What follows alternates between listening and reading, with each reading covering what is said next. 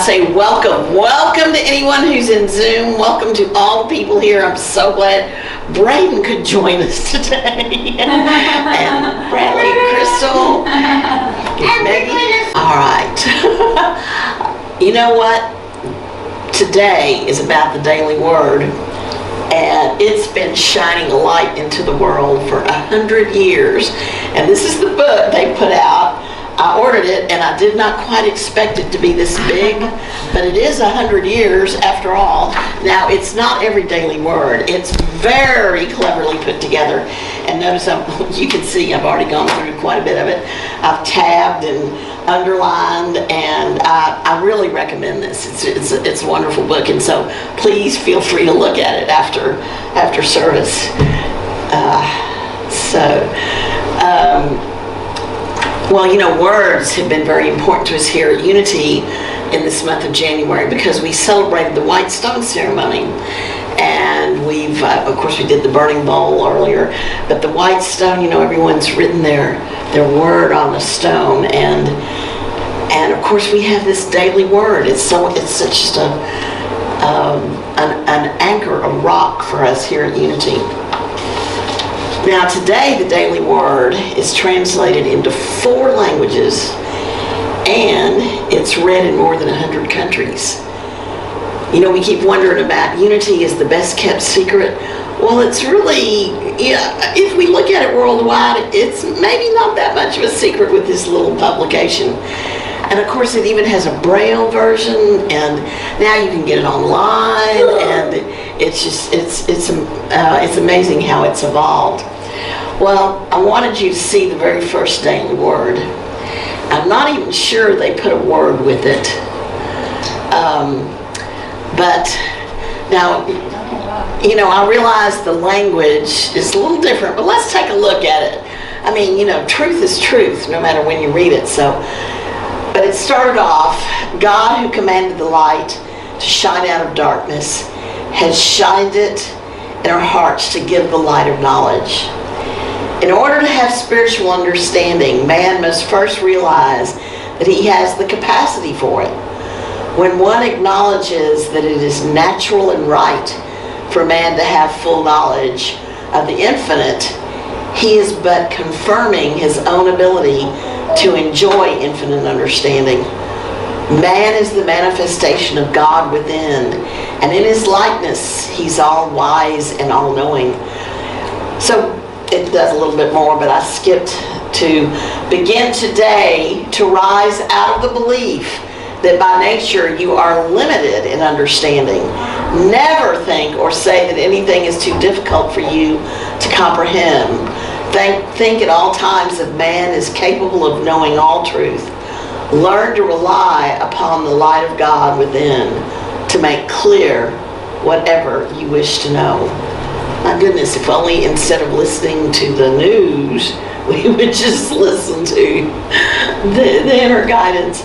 But you may notice, okay, ladies, I know he refers to man, you know, and he had a kind of an old-fashioned language. Okay, good grief, it was 1924.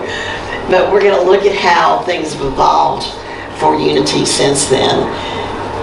So, now it's amazing that this international publication was actually the divine idea of one man named Frank Whitney. I had never heard this name in Unity. And like our friend Paul Hasselbeck, Frank practiced as a dentist before he went to Unity Village, and he worked at Silent Unity starting in 1915.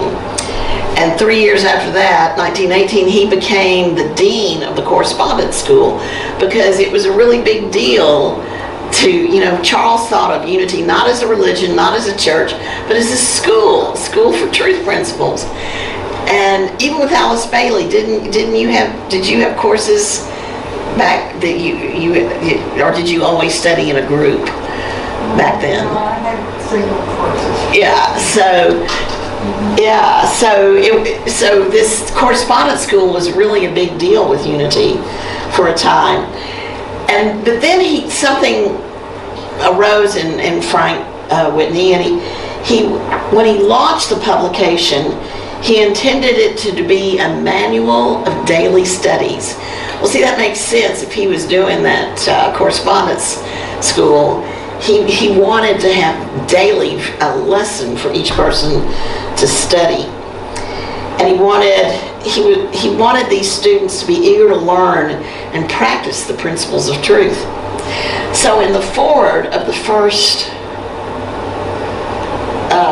issue, he wrote, "The teachings will be as absolute as is consistent in making truth clear to minds of various degrees of spiritual unfoldment.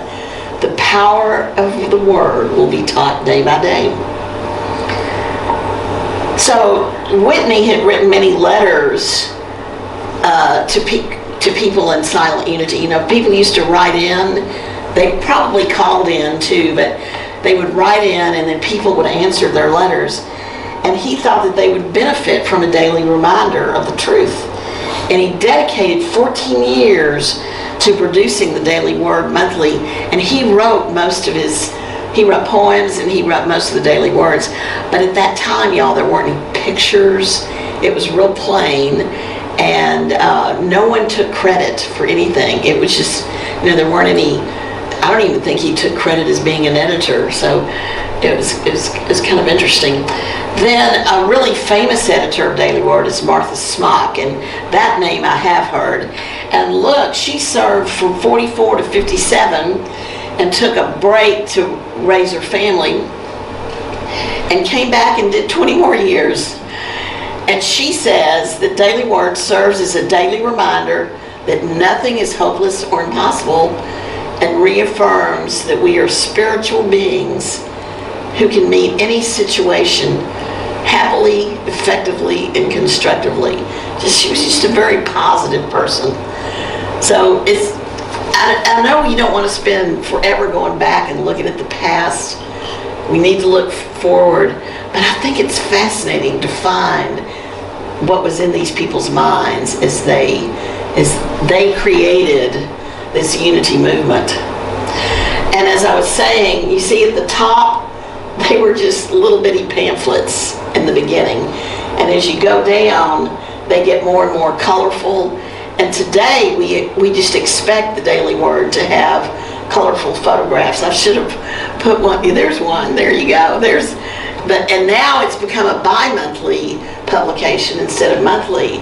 And it's online, and all the archives are available online if you subscribe to Daily Word. So what just an amazing history. So the Daily Word was created through Unity? Yes. Okay. It was totally through Unity, Wow. but it's read by many, many, many people. Mm-hmm. A lot of people don't, in fact, I suppose a lot of people don't realize it's Unity, although, Verraine, you can look in there. It's pretty well, It says on the page. yeah, it's established that it is. So, let's see. So I wanted to look at the evolution of Daily Word. So as I showed you how the covers and the design evolved, but you also notice a change in the language. And this change in language shows a change in our understanding of truth principles. And it also shows how we're working with our own embedded theology. So the language, as you can see from that very first one, is very masculine. And he would use he and father and man to mean all of humanity. But some of the messages describe doing things for us. We don't so much say that anymore, and others would emphasize our own spiritual nature and inner power. Now, our good friend, I mentioned Paul Hasselbeck, he's a minister that's taught several spiritual enlightenment courses, and he taught at Unity School for a long, long time. And Paul is very strict about language. You know, he believes that if we're going to say that God is principle, then we don't need to talk about the God out there. So he's real strict in his language. I know Chris and I have a lot of talk about how Paul is so strict. But he writes what's called the absolute word on Sundays only. And he gives you an example of how you can tweak it a little bit. But, you know, what really happened is you noticed that you said, is Daily Word just Unity? Well, the thing is, they wanted to appeal to everybody. So we have to be a little bit general in our language because we want to meet people where they are as well. But it's still important to teach. So there is that.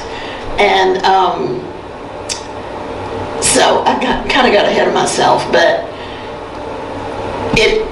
also if you meet people from the old Unity days, they were really strict in how they talked about illness or how they wouldn't talk about being ill. They didn't want to label anything or name it. And Brain's shaking her head. People used to be really strict with their language. Wow. In that respect. They were very absolute. And the text in the Daily Word claimed though it doesn't matter what state the world is in, or what state your life is in, truth is truth, use it. I will say in the beginning they didn't mention any social conditions or anything that was going on in the world. And now you'll see a little bit of reference to that as you read the Daily Word. And then as is noted here, the writing did soften. It took on a more inspirational tone. And we do acknowledge the realities of grief and fear and illness, but more so like in a kind of a denial type of way. But I do know the other thing about people that have been in Unity from the early days. For a while there, in the 2000s, I guess it was, maybe in the 1990s, they didn't like Daily Word. They said, oh, it's just pablum now, you know, because they were used to it being, oh, it's just this way. So, I don't know, you know, it can't be everything to everybody, but I like it that it's not stuck in one way, that it tries to, you know, Charles Fillmore believed that we should evolve. You know, that we should change, and so we do so. And but we do have this consistency that the truth of God is the one presence and one power, and it's something that we can call upon and use to face human circumstances and create lives that we want to live. Now, I'm going to bring back the opening statement, but I've been thinking about this week. At lunch last week, Travis said, well, do people really believe that opening statement? And, you know, it's a powerful statement, and it's something that you can just say, but if you really get into it, man, it is a powerful, powerful claim. Now, I know that Verain and I've talked about watching the news and just throwing light on things. Well, Verain, I've started doing this. I don't maybe say the whole thing, but there is only one power, one presence active in my life and in the universe. And, you know, when I'm looking at some of those terrible things on the news, I just have to say, okay, back of all of this is that truth. So I invite you guys to open it up as an affirmation that you can use regularly. So, and another one I always say, and y'all hear me say this a lot, goodness prevails. I just so believe that. And in a way, those two words sort of sum up this sentiment in this opening statement. Now, another interesting change that occurred is in tandem with physics, because think about it. In the 20s, in the early part of the Daily Word, we had the Newtonian model of physics. Now, do y'all remember learning about the model of the atom in ninth grade science or 8th grade science? I can't remember which one. But you know, it had concentric circles, and we learned about electrons and protons and where the pluses and the minuses. Well, now we've got the Bohr model of the atom. It's totally different. We have quantum physics. With Newtonian physics, we were kind of comfortable in a simpler cause and effect universe. And thoughts held in consciousness would be reflected as the circumstances of that person's life, leaving not so much room for just outside circumstances. And in fact, some people have struggled with that in Unity, I do believe. We had a wonderful friend who was in a terrible car accident, and then she was in a wheelchair for life, and she blamed herself for not walking you know, like that she said I should have been able to do this. And I don't know, I think so in Unity, honestly, we struggle with some of those issues, but we have to realize that we are in oneness. There are energies and things going on around us. It's certainly, we're responsible for our own consciousness, but we have to understand we do live in this world. Well, now we have an understanding of quantum physics, and it does introduce that element of unpredictability and creative freedom. And the daily word writing also reflects, that it's a little more open, a little more creative, and we see compassion for the human condition in the daily word and an inspiration to rise strong. Now, some of you have been reading the daily word a long time. Can you see any changes? And some of you have never read it. And we've got some old daily word. Listen, even an old daily word is wonderful. We've got several copies out in the hallway, and I'm happy for you all to share some of those. But does anyone else have any experiences with daily word? Do you read it all the time? I confess I don't read it every day, but of course this inspired me to, well, maybe I ought to just spend a moment. I know Beverly has talked about, Reverend Beverly talks about having a really strong practice of daily word. And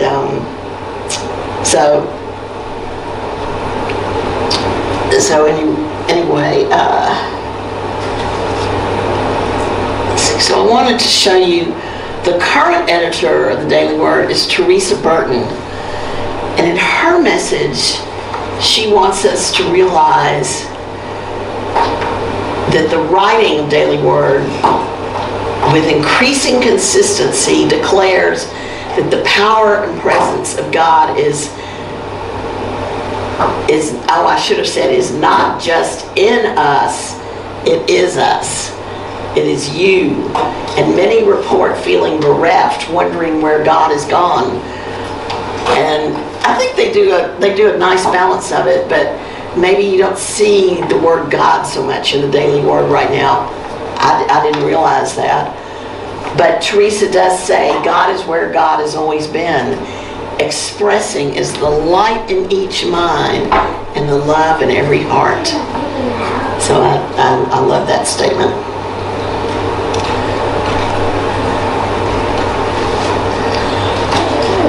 Y'all, this may end up being a shorter talk than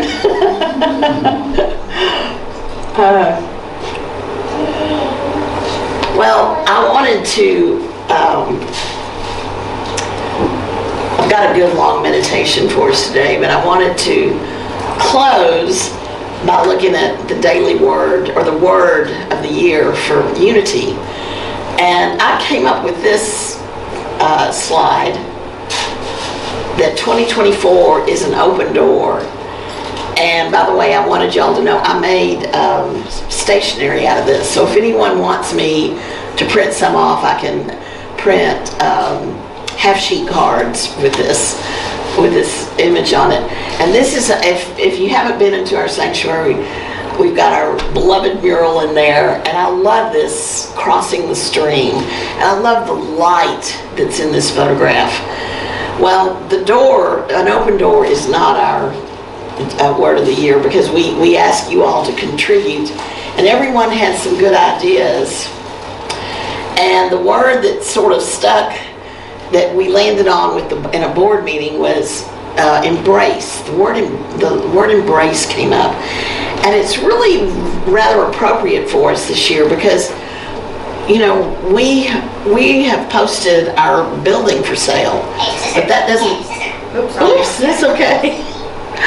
But that doesn't mean that we're going to end anything. We're going to go on to something new, and we don't know when the building is going to sell. We just know that we are making a move in that direction, because we want to gain some resources where we can have a permanent minister and really began to thrive in this community. And so we embrace those there's going to be difficulties in selling the building, finding out what stuff we need to keep, what we need to give away. There'll be all kinds of things that are coming up this year, but we want to embrace the change and embrace what may come our way. And notice the sculpture. Are y'all familiar with the sculpture? It's Martin Luther King and Coretta King. And it's a controversial sculpture, but it is those two people in an embrace. And of course there's no heads, it's just you see the embrace. And Coretta's arms are on the other side. You can only look at it from one way, but that is a full, beautiful embrace. And we can embrace ourselves. We can embrace the Christ in each other. Embrace, it's a very, very open word. Now, what I loved is that, well, let's read. Here is actually something from the archives. And I love the imagery in this one. I embrace changes in life as blessings. When an oyster suffers irritation from a foreign body in its shell, it responds by secreting more shell-making substance. The intruder is not cast out, but enfolded and coated by layers of nagara as it gradually transforms into a smooth and precious pearl. Like the oyster, I choose to see irritations as invitations to make pearls. Woo, we can do that. I release resistance and accept any such experience as part of life. As I unfold the situation in love, I see temporary life challenges lose their power to annoy and become gifts. Isn't that a great one? As I bless each challenge, I allow it to help me find the peace of God within. Gratefully, I magnify the treasures of the kingdom, for the kingdom is here and now. But I love that, making pearls. In fact, I've got a beautiful oyster shell with a pearl in it on my dresser to remind me of that very thing. Make pearls have irritations. Yes. Yeah, they are. Yes. That's what they are. It's part of my journey. They're everything like that. Yes. Yeah, absolutely. I'm a pearl now. So we were talking about on the way over here, isn't it? Gosh, I should have worn clutching my pearls. Laura Lynn Danley, so this is more than a daily word, or a word, but I love what she said. We are infinity unfolding, full of infinite possibility, embracing all that is. So that kind of fleshes out that word. We are infinity unfolding. And let's see if I did it. No, I didn't go back to it. Hang on. Go back. Yeah, back. Okay. The thing about this is it goes back to that very first daily word. And I'm quoting from that daily word, except that I tweaked it a little bit for modern times. In order to have spiritual understanding, I must first realize that I have the capacity for it. When I acknowledge that it is natural and right for me to have full knowledge of the infinite, I confirm my own ability to enjoy infinite understanding and to see those infinite possibilities. Another thing, and I didn't do this, but about the open door. Turns out Frank Whitney wrote a book called Open Doors, and I downloaded it from Truth Unity, and I was reading a lot of it, and one thing he said, envision yourself in this circle, and all around there's the edges, but envision those edges as having doors, and there's a door for peace, and a door for love, and a door for abundance, and a door for I don't know, knowledge or career. Can you imagine yourself surrounded by doors that could open? And so instead of thinking the doors are closed, open the door. So 2024, think about the doors that are opening for you this year.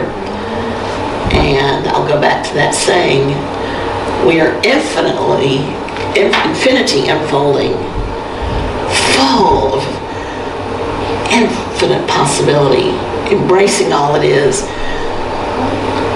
And it's another thing that Paul says, if you imagine that circumference, you run up to the adjacent possible. You don't have to jump out to where you can't really see the future. But if you can just get to the edge, just get to the door, the adjacent possible. That's where it is. So, let's take a moment for meditation. Now, the meditation I'm going to use today